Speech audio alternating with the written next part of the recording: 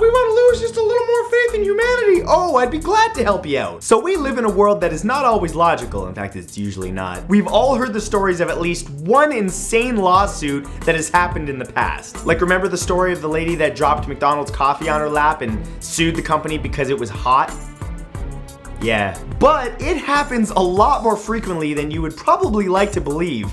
Wild allegations and downright laughable demands have filled our court system for a long time and continue to do so. In fact, some of the lawsuits that have taken place are so outrageous and ridiculous that it's hard to believe that the plaintiffs can take themselves seriously, let alone a judge and jury. So get ready for this one, because I gathered a list of lawsuits that are just gonna make you go, okay, yeah, this is the world we live in. Here are the 10 most ridiculous lawsuits ever filed.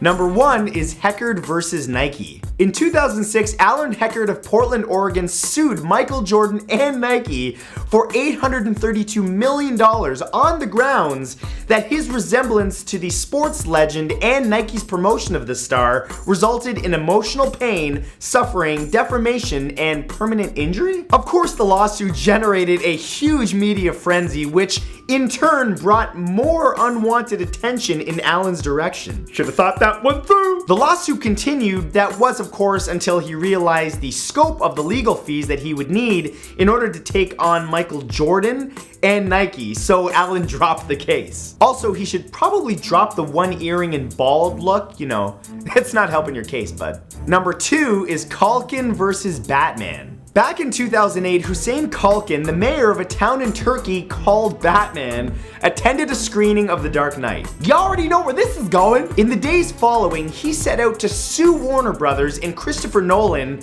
for name infringement, psychological impact on the residents of the town, and royalties. In the official lawsuit, the mayor proclaimed there was only one Batman in the world, which was his defense of the lawsuit. He spent his time hard at work collecting evidence that his town's name predated the original 1939 Batman DC comic, but was then arrested for promoting terrorism, and the case was closed. Fun fact that you all just might want to write this one down: if you're going to sue somebody or, you know, get involved in a lawsuit, don't be a terrorist. Generally speaking, it doesn't help your case. Number 3 is Kemp versus the homeless. In 2007, Carl Kemp, the owner of a high-end antique shop located on Madison Avenue, New York City, sued the homeless for $1 million.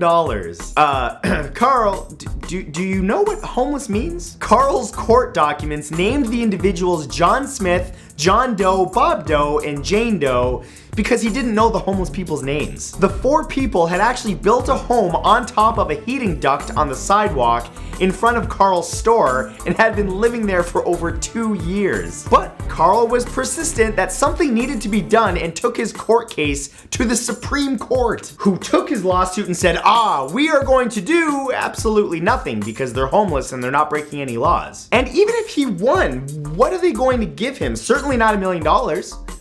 You know, maybe blankets? Blankets are good. Number 4 is Riches versus NASCAR. Jonathan Lee Riches, a former inmate in federal prison, filed a $23 million lawsuit in 2007 against NASCAR, claiming that they were responsible for his 217-kilometer-an-hour speeding ticket. Yeah, that's like me suing seals for being bald. They're so slick, it inspired me. But it didn't end there, because he also believed that the marketing for NASCAR forced him to commit credit card fraud, and not surprisingly, his case was dismissed. But even that did not stop Jonathan, because he also tried suing, for various reasons, the Eiffel Tower, the planet Pluto, former President George W. Bush, Martha Stewart, Steve Jobs, Perez Hilton, Somali pirates, and all of the survivors of the Holocaust.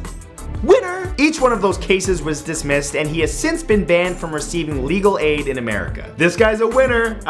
You're a winner, Jonathan. All right, I bet you did great in grade school. You were probably that kid that got a gold star on every paper. Well, that or the one that ate mud and worms at recess.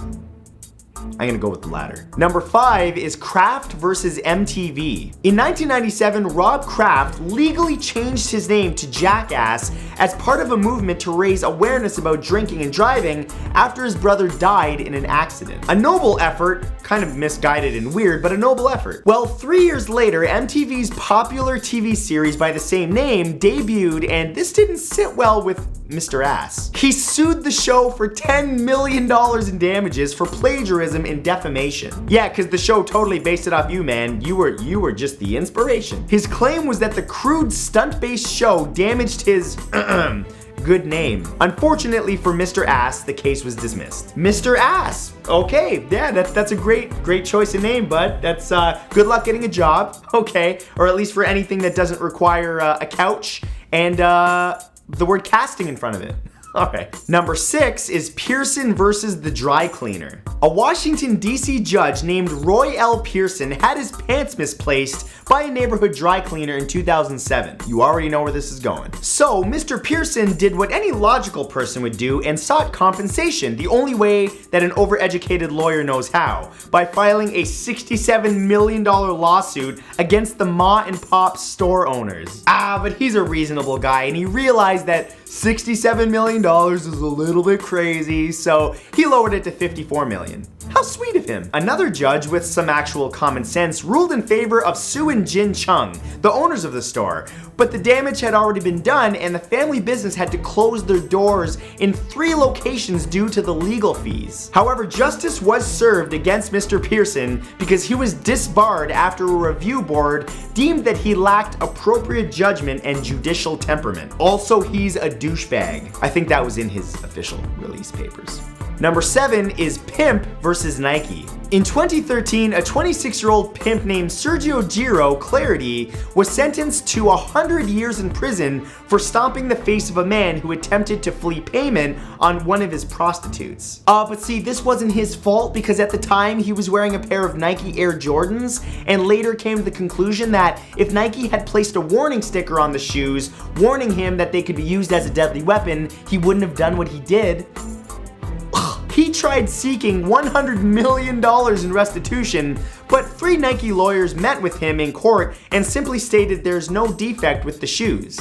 So the case was thrown out. Look, Mr. Clarity, I do not blame you at all. I mean, that cane that you're using, you know, if it does not increase your ability to be a better pimp, then you should sue them too, because, you know, you got to have that swagger. It's part of the brand. Number 8 is CHISCOLM versus the Bank of America. Dalton Chisholm decided back in 2009 that he had had enough of the Bank of America and their customer service. So he sued them for $1.784 billion trillion. No, seriously, that's the number he picked. On top of this, he also demanded an additional $200,164,000 just because. Oh, and he wanted it all the next day, because, you know, that's reasonable. Yeah. A U.S. District Court judge looked at it and called the case incomprehensible, and Dalton was laughed out of court. Sorry, that's just the way that I imagine all judges talk. Incomprehensible. Number 9 is Grandma versus the RIAA. Back in 2005, you guys might remember that the Recording Industry Association of America was trying to shut down music piracy, so they decided to start suing people at random. Remember they were suing college and university students? That's a winning tactic. There were 20,000 lawsuits filed, and one made its way to an 84-year-old Gertrude Walton who had downloaded and shared over 700 songs. Just trying to be hip with the kiddies. Defendants could be charged up to $150,000 per song, meaning that she was in a lot of trouble, except that after the lawsuit was filed, it was discovered that Gertrude had died a year prior. It was actually her niece that informed the RIAA of her passing and that Gertrude didn't even own a computer. The RIAA eventually dropped the case, but they had bigger fish to fry. You know, like the 12-year-old girl who they sued for $2,000. Hey kid, better start selling some lemonade.